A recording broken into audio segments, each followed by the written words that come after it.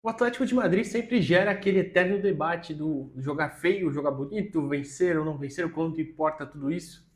Inclusive, a próxima fase se desenha aí, muito provavelmente, a não ser que o Arsenal faça uma grande cagada, né?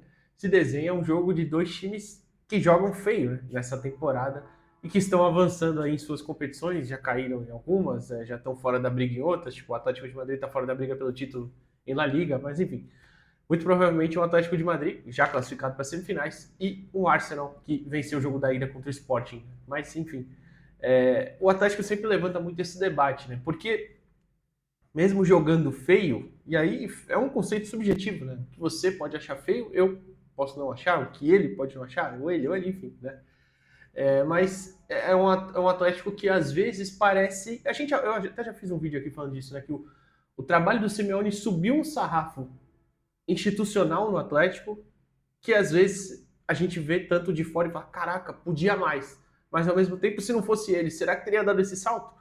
É um grande debate aí. Mas eu tô falando isso porque o Atlético, quando parece que tenta jogar o que a gente considera mais interessante, mais agradável, parece que consegue competir também, né? Muitas vezes. E hoje avançou, mesmo perdendo por 2-1, tinha vencido lá no Camp Nou por 2-0, né? Eliminou o Barcelona, um 3-2 no agregado, claro. Eliminou o Barcelona e está nas semifinais da Champions League. É, Então, a gente tem algumas questões aí, como por exemplo.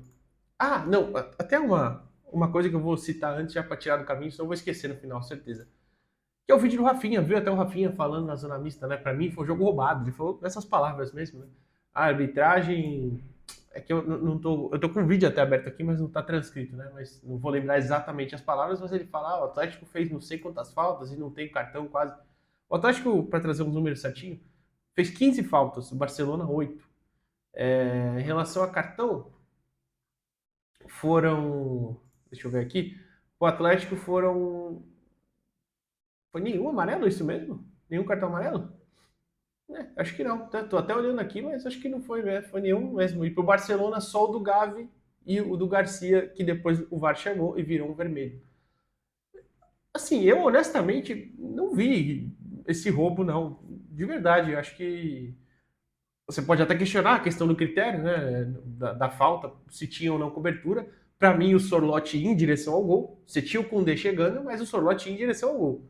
E o Garcia derruba ele. Então, eu entendo completamente a expulsão. O Barça tem um gol anulado, bem anulado, né? O Ferran Torres estava impedido sim, né, na hora que finaliza.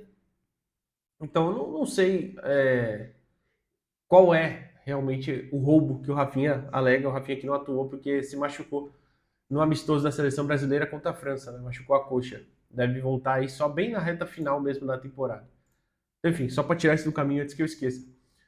Mas voltando para falar do jogo, é engraçado que começou, assim, com 10 minutos você pensava, o Barcelona vai virar e vai fazer mais placar, né? Porque abre o placar logo cedo, com 4 minutos, né? O Yamal faz o gol dele.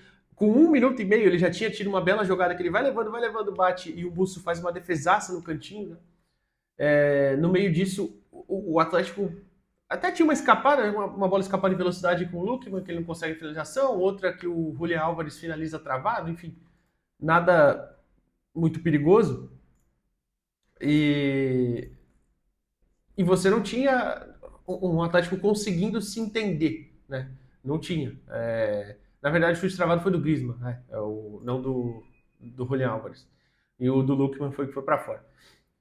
E aí o Barcelona cada vez mais chegando e conseguindo emplacar o seu jogo, né? O Atlético mesmo marcando daquele jeito, né? Com a sua tradicional linha com 5 jogadores, uma linha com 4 e só o Griezmann praticamente à frente, né? Às vezes nem o próprio Griezmann, às vezes ele também recuava um pouquinho, mas é que ele normalmente ele era o cara mais livre que pegava menos mesmo para marcar. E o Barcelona criando, quando faz o 2-0 aos 24 minutos com o Ferran, né, numa bela assistência do Dani Olmo, inclusive, os dois gols, aliás, em cima do Lenglet, né, que, aliás, assim, o Lenglet já era fraco há 4 anos atrás. Hoje em dia, pelo amor de Deus, né, que escolha. Eu sei que o Simeone não tinha o Ranco, né, que estava machucado, o José Maria Jiménez também machucado, mas Lenglet em 2026, por favor, né? Meu Deus. Os dois gols em cima dele. Primeiro ele erra o passe para trás, né? O Yamal rouba a bola e faz. E o segundo o Ferran passa por ele com uma grande facilidade, né, e faz o 2-0.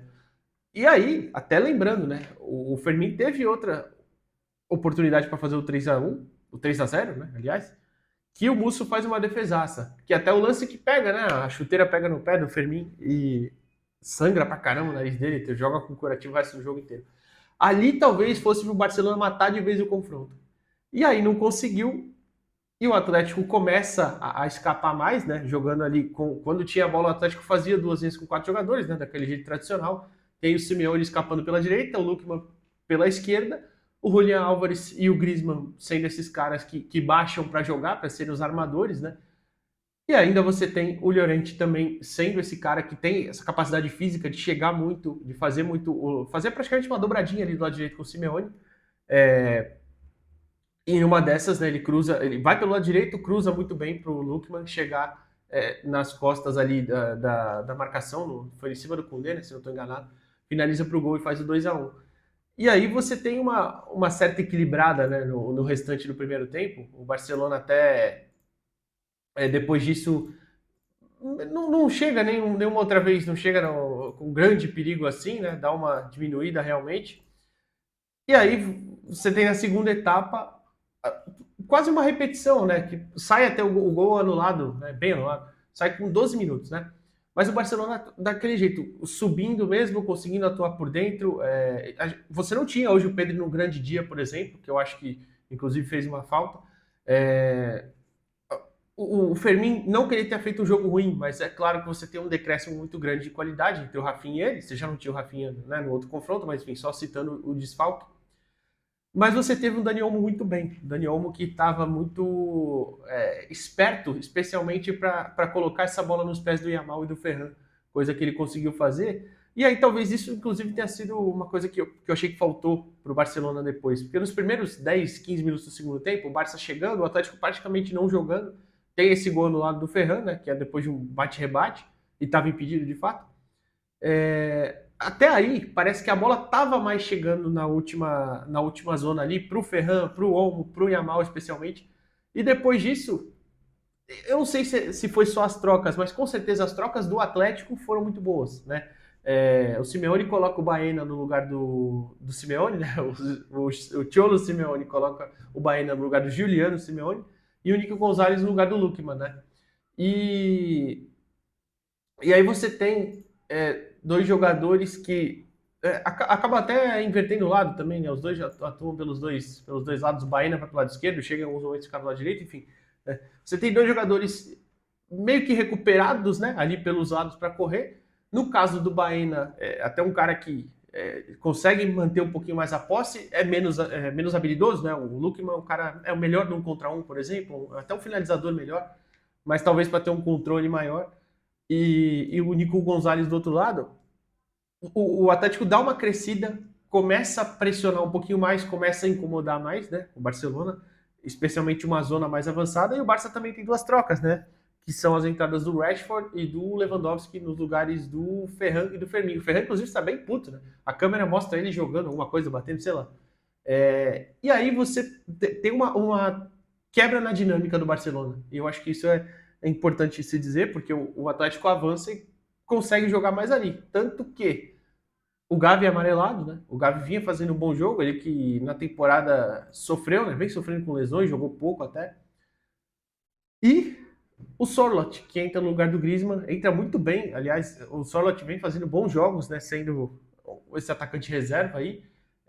E tem o cartão vermelho, né? Sai numa jogada, numa roubada de bola, um passe para ele. Eu não lembro quem foi o passe agora, não sei se foi do Nico Gonzalez, talvez tenha sido, ou foi do Llorente. Não lembro realmente, mas enfim. O Sorloth segura muito bem a corrida, né, para ficar em posição legal e avança. E aí o Eric Garcia não consegue correr. É um zagueiro que não é rápido, o Cubarsí é um zagueiro muito mais rápido, tem essa diferença, né? O Cubarsí que foi expulso no primeiro jogo. E aí a expulsão, para mim, merecida, já muda ainda mais a dinâmica, né? E você tem chances, acaba tendo chances para os dois lados, né? O Atlético teve chance para matar com o próprio Sorloth, uma que ele acaba errando o passe. O Molina saiu uma de frente também, que ele acaba finalizando muito mal. Enfim, tiveram oportunidades, assim como o Barcelona lá também. O Musso faz duas grandes defesas, pelo menos, também. Tem uma cabeçada perigosa do Ronald Araújo, enfim, Ronald Araújo é mais pro final, até porque aí o Hans Flick troca, né? Ele coloca o De Jong no lugar do Gavi. De Jong que também não vem numa grande temporada, assim, né? Eu acho ele muito mais jogador, por exemplo, mas não vem numa grande temporada. Teve lesões também, enfim, não conseguiu se manter em grande nível ao longo do ano. E o Araújo no lugar do Cancelo, só que quando ele faz essa troca, o De Jong vira praticamente um zagueiro, né? O Araújo vira um centroavante junto com o Lewandowski. O Barça tenta jogar mais bola na área, nada de outro mundo, né? Nada muito inteligente, muito inovador, né? Inteligente não, quer dizer, nada muito inovador.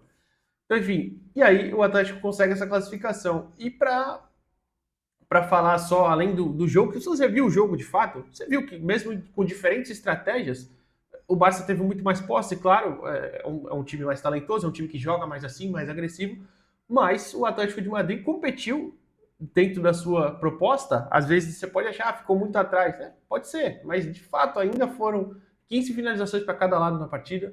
As do Barcelona foram 8 no gol, as do Atlético 5. Nada muito distante, mesmo o Atlético trocando menos passes, cobrando menos escanteios, entrando menos passes no último terço mesmo, enfim. O Barcelona fez tudo isso e muito mais. Só que no final, as grandes chances, por exemplo, foram chances bem parecidas, né, em termos de quantidade e até de qualidade. E o 2-1 saiu, eu acho que um resultado justo pelo que se apresentou na partida. O Barcelona poderia ter feito mais gols, poderia, mas o Atlético também, né? Enfim, acho que é justo citar muito isso também.